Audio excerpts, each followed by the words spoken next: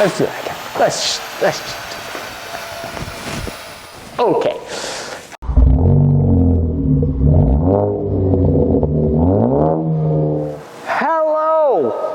Hello and welcome.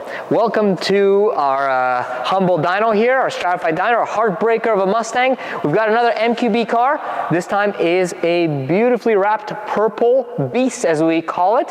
And why we have these cars on here, on video specifically, we have them on here to make sure they're running their best and making great jam.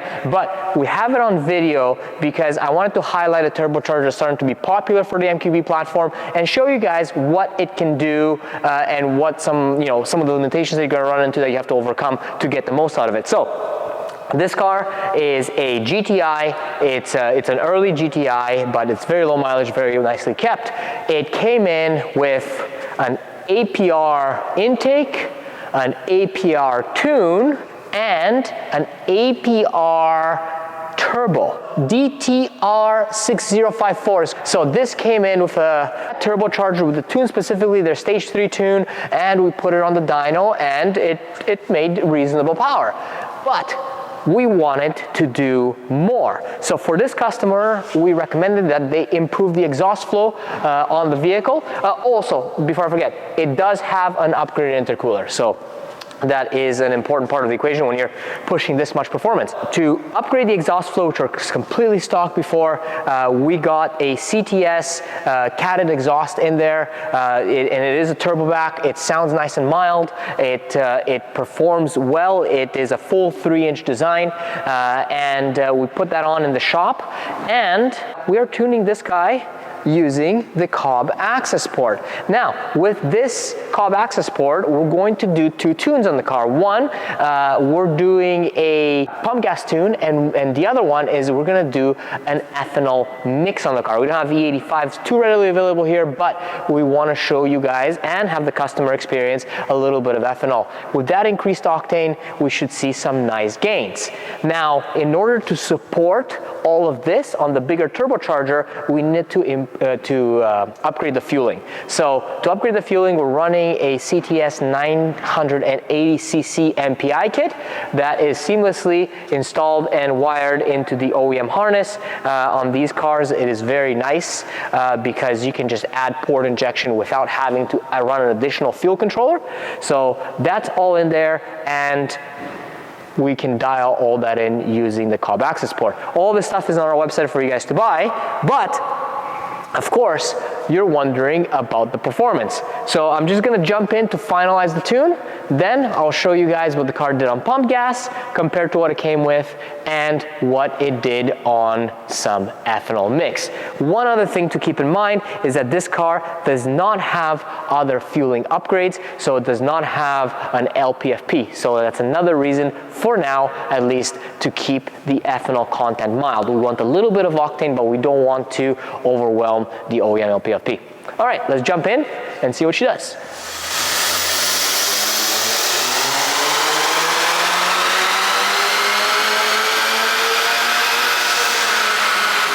We're pretty much done an E30 tune on this car, and we're just gonna do a pull in 4th gear here, which is a tall gear on the manual GTIs, so on the 6 speeds here, but basically it's part of stress testing it and part of making sure that it's running as it should be. We'll see what kind of numbers this APR turbo pulls out. Notice when the turbo spools. Not yet, not yet, not yet. There we go. Now we're pulling.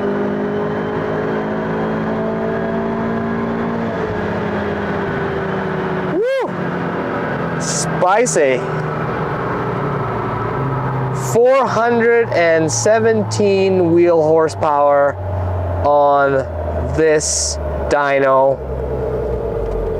And just to put that into perspective, look at that smooth curve. Oh man, that's real nice. Let's do a quick compare to what we had here. So we have the E30 tune, which is the darker lines, and then we have the pump gas tune, which are the fainter lines. Overall, you're gaining about a peak of 20 to 25 wheel horsepower, going from pump gas to E30. This is about 29 psi of boost, and we're just kind of on the threshold of a tiny bit of knock. The turbo is still happy at this point. Could it push it a little bit further? Perhaps. So again, 417 wheel horsepower on our dyno is about 475 wheel on a dyno jet. So for a front wheel drive car, this thing boogies. But you can see the comparison, you can see the additional performance that you gain and the area under the curve from going from just pump gas to a little bit of ethanol. And this does require the MPI kit that we have installed on the car.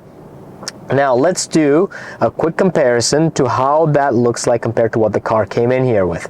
This is on the Stage 3 APR tune, and this really highlights the power of custom tuning. So the faint line is the APR tune. This is again on pump gas. This is without MPI, and this is obviously without ethanol. So there's power that we made additionally throughout this entire power band. There's this weird hiccup that the APR tune had. I'm not sure why what it had this hiccup here, but regardless, you throw on some MPI, you throw on some custom tuning, you take that DTR6054, you open up the breathing on the exhaust side, you get the proper fueling in there, a little bit of ethanol. All of a sudden, that same turbocharger with custom mapping gets you quite a bit more performance.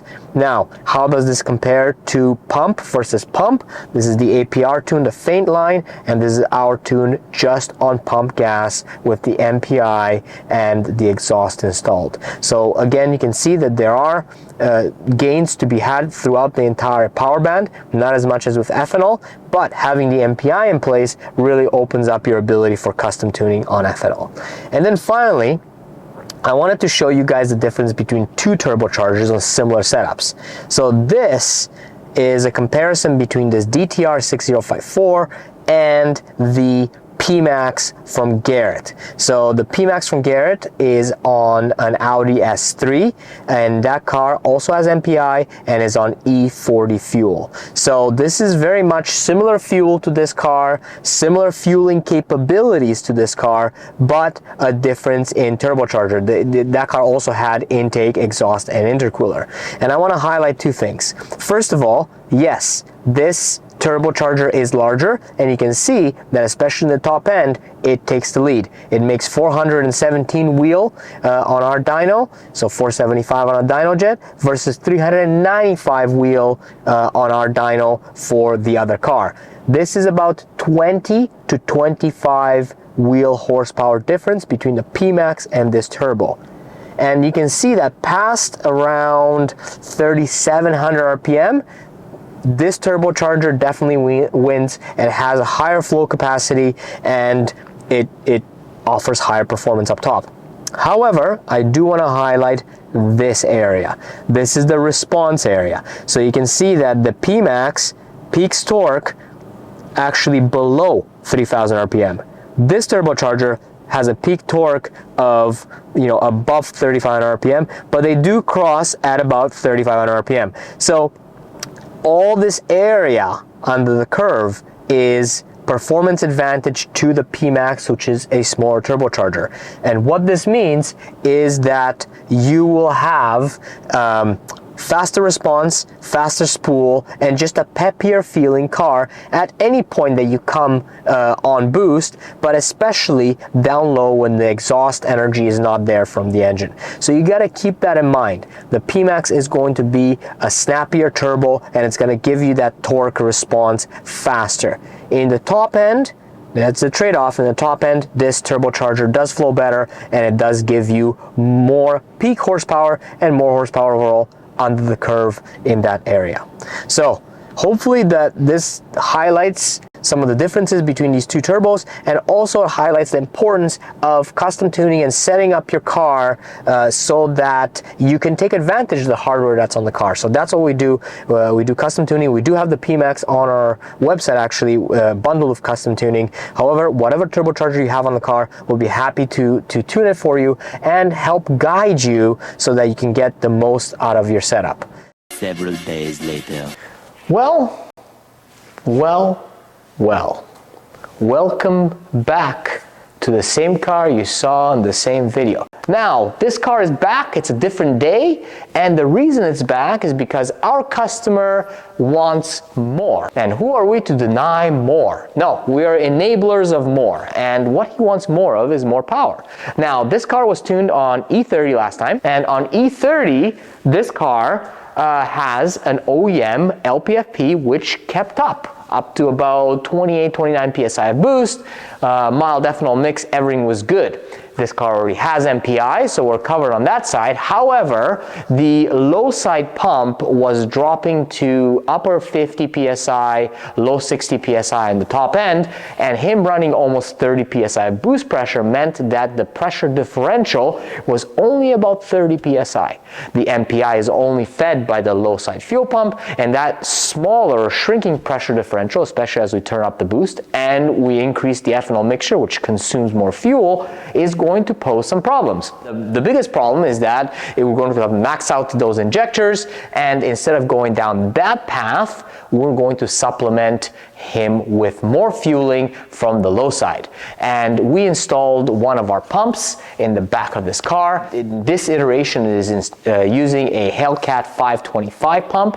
When we're going to release this product, which keep an eye out for, we may not actually stick with the Hellcat pump. We're doing some in-house testing to see what the best pump is for this car, but this is now a proven solution. So we've got our pump with wrapped around the Hellcat, and we're going to dial this back in on the dyno. On top of that, we're also going to put in a upgraded put sensor, an upstream pressure sensor, because we're going to max out the current 3-bar that is on the car. So let's get to work, and let's get this car turned up. We tuned this car with the DTR6054 APR Turbo. We added the MPI to it. We did some E30 tuning, and then we ran into the next limitation. Again, fueling related, and in this case, it was the low side fuel pressure pump. And we have in this car our own developed LPFP, a upgraded PUT, pressure upstream of the throttle sensor, and this car has ended up running about 30.5 PSI all said and done on an E60 fuel mixture. You'll also notice that it sits a little bit differently. So we have our cup kit on here. So our cup kit, which is on our website, it's something we've developed using our old track, which is over there, and Bilstein, Eibach, White Line, all the good stuff is on this car. The stance is just about perfect, as you can see. It handles and rides awesome. Our friends at Dale's, very close to us here, have helped dial in the alignment, as they do for a lot of our customers. But you can purchase this cup kit yourself and bring it home and do your own install. But it is looking great, it's feeling great, it's making a ton of jam. So we're just gonna hop inside the car and we'll show you guys the numbers, and we'll show you the difference as you add the fueling components that allow you to maximize the turbo. First of all, this car always had the DTR6054 turbo, and this dotted line here is the APR tune on pump gas. On our dyno, and these are uncorrected Mustang dynos, 376 horsepower, and we went up from there, as you saw, with an E30 tune with MPI that made 416 uncorrected. With no LPFP upgrade, we weren't able to push more than this because we're out of fuel to run any more boost and out of fuel to run any more ethanol, which requires more fuel to be delivered. The stumbling point was the LPFP, the low side pump, which feeds the MPI system directly. So when you're running, you're starting to see 50 PSI, somewhere in the 50s on your fuel rail in the low side, and then you got almost 30 PSI of boost. The pressure differential between the two, now you're in somewhere in the 20 PSI range, 20 to 30 PSI range, and that's just too little differential pressure on the fuel side. So we added our own LPFP to this car, and we were able to make significant gains, which is the solid line up here, in terms of both torque and power. So we ended up with just over 450 wheel horsepower on the Mustang, and torque jumped up as well to about the same, 455. So really we gained about 50 foot-pounds of torque to the wheels, and we gained about 40 wheel horsepower. And that's just from the LPFP and the put sensor. Our own LPFP and the put sensor, which you can find on our website already. Now, these are Mustang dyno numbers. This is not what you guys are used to seeing. I'm just keeping it consistent for the beginning of the video. This is what this car makes on DynoJet numbers. So you can see that our horsepower is about 520 on this finalized tune, with torque also being right around there, 527. You also see that this turbo spools up very nicely when you give it the right amount of fueling, so it can really spool up. We don't have to worry about dropping pressures or anything like that. 3,500 RPM right there in fourth gear. You've already got your peak torque, and then the horsepower curve extends very nicely towards redline. We're pretty much maxed out in terms of what this turbo can flow.